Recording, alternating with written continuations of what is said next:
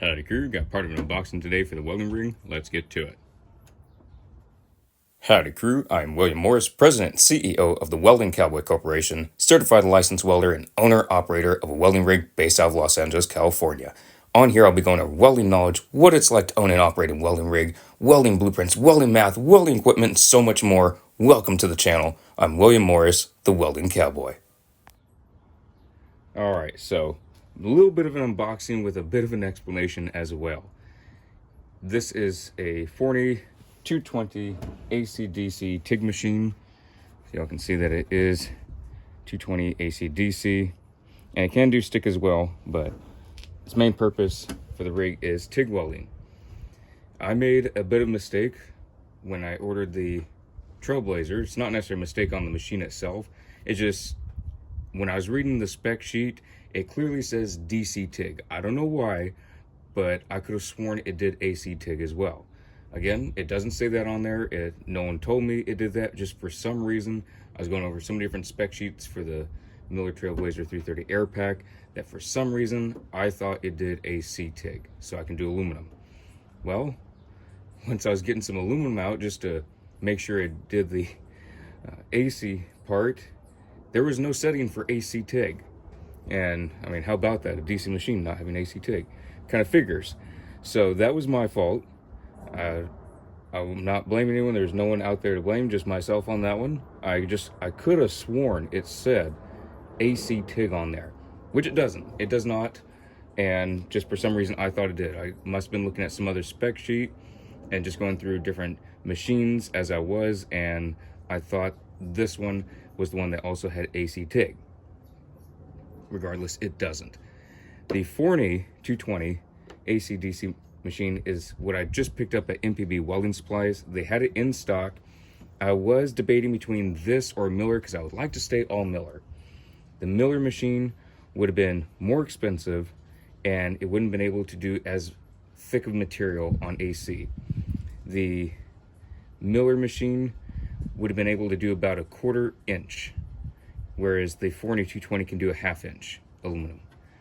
And it was much cheaper. I don't remember the price at the moment. It's just been a little bit of whirlwind past few days trying to get this out and trying to figure out heights and whatnot. I went down to MPB. It was close to closing time, and I went through the whole spiel that I need an AC machine because I don't want to be on a call out and figure out that I don't have the capabilities of welding aluminum. On this machine, you may be thinking it looks a little different if you look it up online or if you have one. That's because there are normally these handles on it, and so one goes on the front, one goes on the back. And the question I had to him was, would it destroy the warranty or void the warranty if these are taken off? So for me, they went and called Forney. They double checked with it that it would not void the warranty or anything like that. Reason I can't have the handles on because I need them to be able to fit in the boxes on the rig. With the handles, it's just too tall. It wouldn't be able to fit in there and wouldn't be able to get in, even on an angle. It just wouldn't work. It's tight enough as it is. So I went back the following day and they did have the answer that it would not void the warranty, everything would be great. So I purchased the Forney 220 AC/DC TIG machine.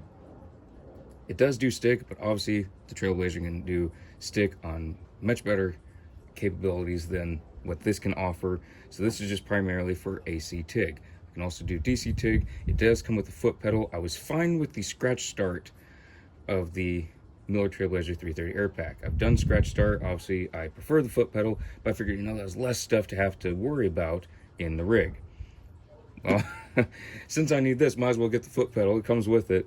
So I have the foot pedal. I have an additional TIG torch. It is the 17 series, which is great. I already had one, so parts are interchangeable. If one goes down, I have another to back it up.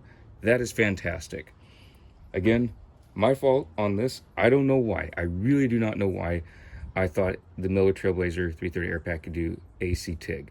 I could have sworn it did. I could have sworn looking at the spec sheet thousands of times over that it could have done that. And it doesn't. I've gone over it again and it doesn't. I looked on the settings while the machine was on and it doesn't. So again, that was my fault, but I learned and I have another machine. I'll have to go over the cost another time. I don't remember at the moment. I'm just getting stuff rearranged, figuring out what's going to stay in the rig and what's coming out.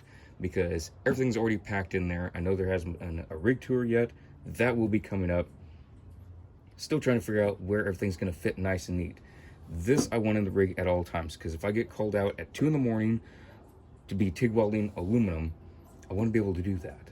Whereas there might be something else that might not have to be in the rig at all times. So that is what I'm debating. I'm thinking either the chop saw or the rod oven will come out. One of them or both, because I wouldn't really need the chop saw unless there's planned to be material on the site that needs to be chopped up. And a rod oven I don't really need all the time unless there's a structural job, and odds are that's going to be in the middle of the day and I'll have a heads up on it. So I'm at a little bit of a fork in the road on which one. I would rather have one in and just take one out instead of take both out. Now this is kind of a long machine. It's not exactly short, but my main thing was height. I think the Miller was a little bit shorter lengthwise, but it was taller, and I just couldn't do that. That's why I went with this one, and that's kind of what's going on at the moment. I couldn't really do an unboxing because I was just trying to get stuff out and make sure it worked with the Trailblazer. I will be showing it doing AC TIG and DC TIG, so that will be coming out. And thank you again to Gus, Daniel, Bobby, Manuel at MPB, all you guys who were on the phone, they're on the floor working on getting these things off. Wanted to make sure that the cover could go back on without just popping off due to these little Allen head screws.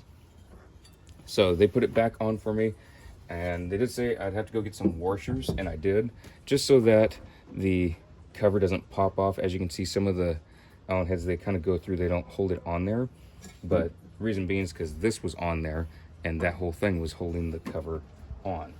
So thank you again to Gus, Daniel, Bobby, Manuel. Really appreciate all the help. I know it's short notice, all the calls y'all made. Appreciate it, because I need this machine. It's just, it's necessary. If y'all want to see the back where the argon will go in, is right here. Power supply turn on is right there. It is a 240, so I'm going to be getting some additional 240 length cords, so that way I can have this away from the truck. If I need this inside a building, I don't want to be running stuff through a window because I can't get this very far. It only has this amount of lead on it, and then whatever is going off with the torch, the ground, all that good stuff. So I will be getting some 240 leads, or if you want to call them extension cords, you can go either way on that, just so that way I can get this inside a building or away from the truck if I cannot get the truck near the project itself. That's kind of what's been going on. Again, I have no idea why I thought the Military Blazer 330 Air Pack did AC TIG. I could have sworn it did from the stuff I was reading about it, but that's not true. It only does DC TIG, and it scratch starts fine. I prefer the foot pedal, but that's fine now anyways, because this has a foot pedal control, which is great. I can do that standing up, laying down. You can use it with your elbow, you can use it with your foot. A lot of folks just sit at a table using this, but if you're out in the field, you have to use anything you can to use that foot pedal, and to me that makes it more fun, but that's just me. I don't mind being underneath something and using the foot pedal with my elbow, trying to finagle getting the amperage up, get it down, and just to me, the more difficult it is, the more fun it is. But anywho's, this is the newest addition to the rig, another machine, more expense, but that's fine. That's why I prepared for all this, working over 100 hours a week in the Ironworkers Union for a while, and doing other stuff just to build up for all this. So if I have something unexpected, I can just go get it and not have to worry about it. It really does pay off working hard. Everyone would give me a hard time. Oh, you don't go out, have fun. You don't get to do this. You don't get to do that. Well, I really didn't care because I was going for all this. This mattered more than just going out and having fun. So yeah, it does pay off. Work hard and you can do whatever you want. It really does pay off. So this is the newest addition to the rig. Very excited to use it and show y'all its capabilities. Be able to AC TIG, DC TIG, use the foot pedal, all that great stuff. I'll be seeing y'all in the next vlog.